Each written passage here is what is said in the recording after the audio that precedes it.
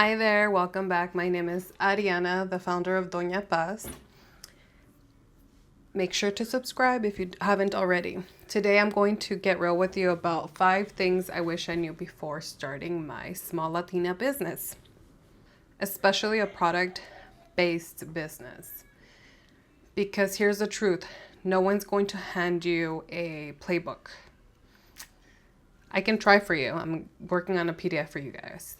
You learn a lot as you go, and some of those lessons are expensive. Some are emotional, and all of them are worth sharing. So you don't have to learn the hard way like I did. For example, you don't have to pay for a lot of money for an LLC. You could do it yourself. Lots of videos. Please don't pay $7,000 for an LLC. I might or might not. So the first thing, pricing and tariffs. Let's start with the one that smacked me right in the face. Pricing. When you're launching a product-based business, it's so tempting to just price based on what feels affordable to your customer. But here's the thing. If you don't factor in everything, cost of goods, packaging, shipping, marketing, and yes, tariffs, if you import, you can lose money without even realizing it. I had no idea how much tariffs and import fees could impact my pricing until I saw my first bill. That extra percentage, it adds up fast, so now I always build my prices to cover these costs and still give me profit. Remember, pricing isn't just about covering expenses, it's about paying yourself too. If you don't pay yourself, you don't have a business. You have a very expensive hobby. Which brings me to my next point. Self-motivation is everything. Nobody is coming to push you, to remind you. When you work for yourself, there's no boss watching the clock.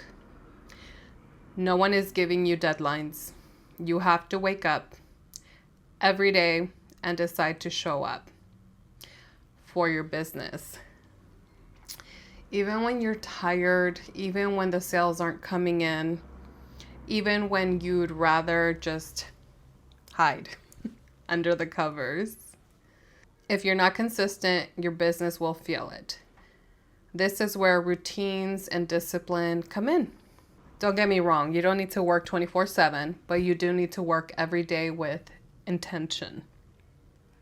My third point would be marketing is non-negotiable.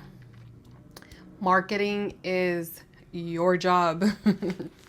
You wear many hats, and that is one of the biggest ones. Even if your product is amazing, it won't sell if no one knows it exists. You can't rely on just posting once in a while or hoping people find you. You have to put yourself out there on social media, in emails, in conversations.